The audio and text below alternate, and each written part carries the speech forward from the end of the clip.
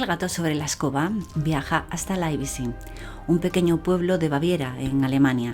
Durante la década de los 70, una chica diagnosticada de esquizofrenia fue exorcizada, ya que su familia dejó de darle el tratamiento que les habían recomendado en el hospital y determinó que en realidad lo que tenía era una posesión demoníaca. Consultaron con varios sacerdotes que se negaron a hacer el ritual hasta que finalmente dieron con dos que accedieron a presentar las pruebas al Vaticano y desde allí se les concedió la autorización.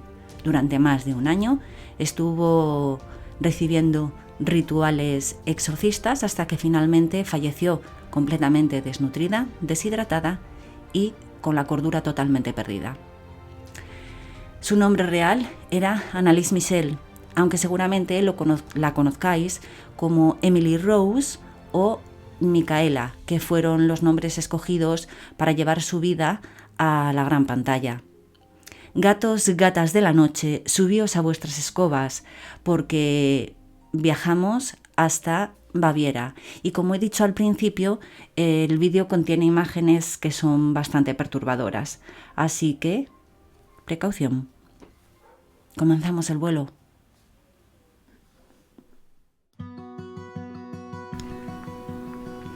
Su nombre real era Anneliese Michel, pero la adaptación al cine lo cambió por Emily Rose. En el film El exorcismo de Emily Rose del año 2005 y por Micaela en Requiem, El exorcismo de Micaela del año 2006. Annie nació en el año 1952 en un pueblo situado al noroeste de Baviera, en Alemania. Su familia era extremadamente religiosa y muy conservadora. Iban a la iglesia varias veces por semana y las oraciones estaban presentes en la casa a la hora del desayuno, la comida y la cena. Sus padres eran estrictos con la educación de sus 4 hijas. No vestían a la moda como el resto de las muchachas de su edad, ni salían con sus amigas y mucho menos con chicos. Anneliese era una adolescente de 16 años, especialmente retraída. Su carácter introvertido y la severidad de su familia no le ayudaban mucho a la hora de hacer amigos. Del colegio iba a casa y de casa a la iglesia o a la escuela. Se pasaba las horas en su cuarto, leyendo, cosiendo y pensando en lo maravilloso que sería estar lejos de aquel pueblo, de aquella represión constante en la que vivía, de tener amigas de su edad, de que se fijara en ella cierto chico por el que se sentía atraída. Pero solo eran eso, pensamientos adolescentes, porque Anneliese sabía que ninguno de esos sueños podría hacerse realidad.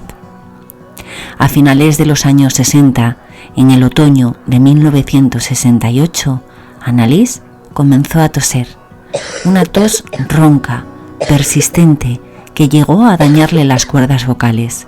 El médico que la trató le diagnosticó una laringitis aguda y le recetó un compuesto de penicilina que no hizo efecto.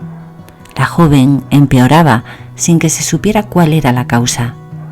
Una noche, terminada la cena, empezó a tener convulsiones, movimientos espasmódicos incontrolados en el cuello, brazos y piernas, rigidez muscular y vómitos.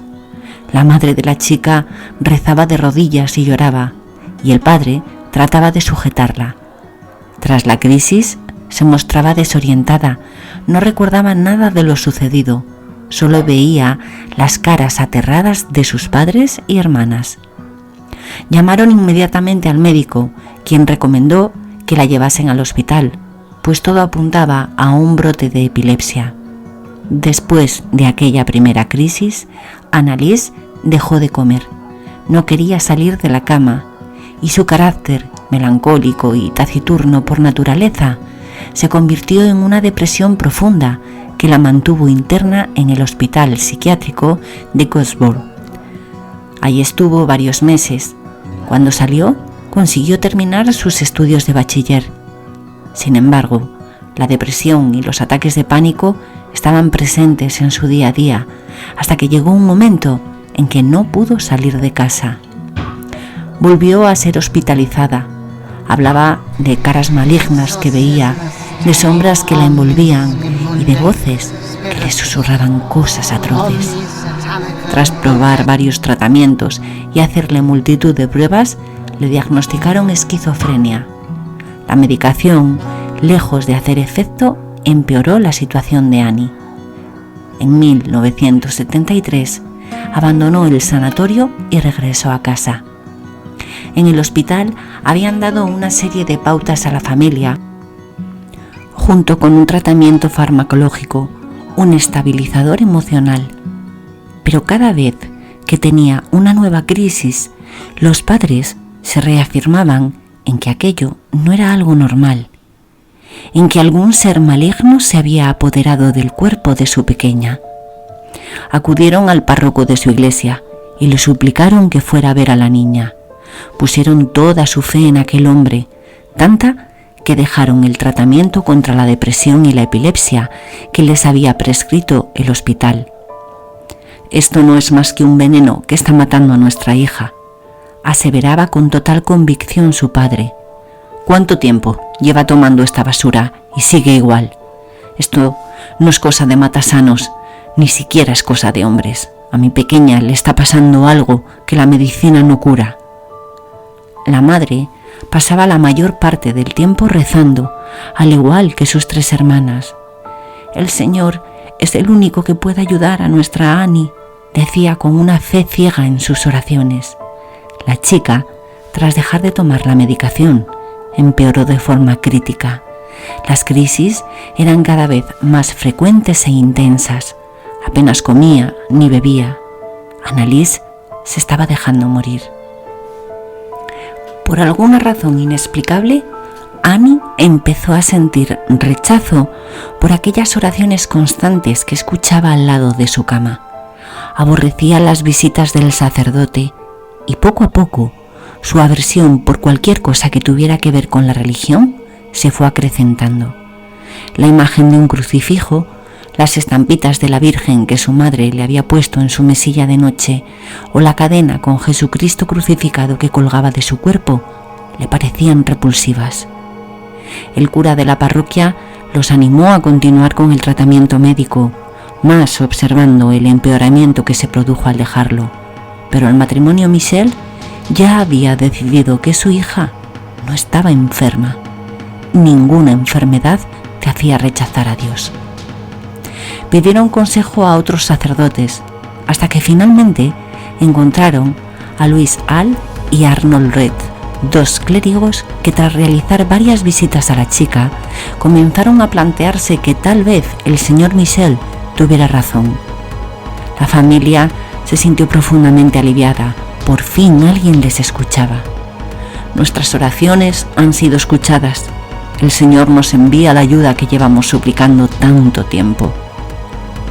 El párroco Louis Hall, considerado un experto en la materia, inició los trámites para solicitar el permiso eclesiástico que le permitiese realizar un exorcismo. Le fue concedido en la primavera de 1973. Reunieron a los padres de la chica y les comunicaron que ya contaban con la aprobación de la Iglesia y les propusieron realizar una serie de exorcismos con el fin de expulsar al ente o entes malignos que se habían apoderado de su hija. Tras el primer exorcismo, Annalise empeoró drásticamente. Las voces que solo estaban en su cabeza habían cobrado fuerza y se tapaba los oídos gritando para no escucharlas. Las imágenes de seres monstruosos también se hicieron más reales. Desesperada, Annie intentó suicidarse. Esto no hizo más que reafirmar tanto a la familia como a los 2 exorcistas que estaban en el camino correcto. Uno de los sacerdotes habló con Joseph y Anna, los padres de Annie. A partir de ahora, todo lo que diga no será más que mentiras, engaños para confundirnos. Más que nunca este es el momento en el que tenemos que ser fuertes, estar unidos y no dejarnos engañar por el demonio que la tiene poseída. La fe es la única medicina que podrá salvarla. Durante las sesiones de exorcismo, la chica manifestó estar poseída por 6 demonios diferentes: Lucifer, Caín, Judas Iscariote, Nerón, Hitler y un sacerdote corrupto del siglo XVI llamado Fleischmann. Los rituales de exorcismo se prolongaron más de un año. Para entonces, la cordura de Annie se había perdido por completo. Tenía rotos 2 ligamentos de las rodillas de hacer genuflexiones, casi 1000 al día. Ladraba o aullaba, comía todo tipo de insectos, lamía su propia orina del suelo y gritaba durante horas. Su estado físico no era mejor que el psicológico. Tenía una anemia severa, neumonía y estaba desnutrida y deshidratada, tal y como reveló la autopsia que se realizó tras su fallecimiento. El 1 de julio de 1976, a los 23 años, la joven Annalise falleció. Pesaba tan solo 30 kilos. Tanto sus padres como los sacerdotes que hicieron los exorcismos fueron llevados a juicio, acusados de asesinato. Los 4 fueron declarados culpables de homicidio por negligencia, al permitir que la chica llegara a tal estado de desnutrición.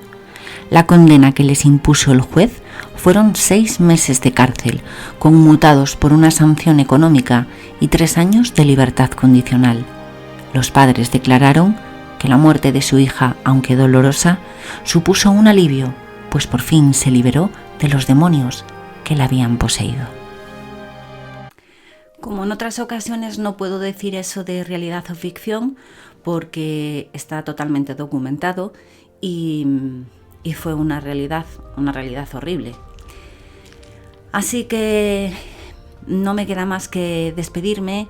Si el vídeo os ha gustado, por favor, darle al like, suscribiros o haced un comentario. Eso ayudará a que esta escoba cada día vuele más alto.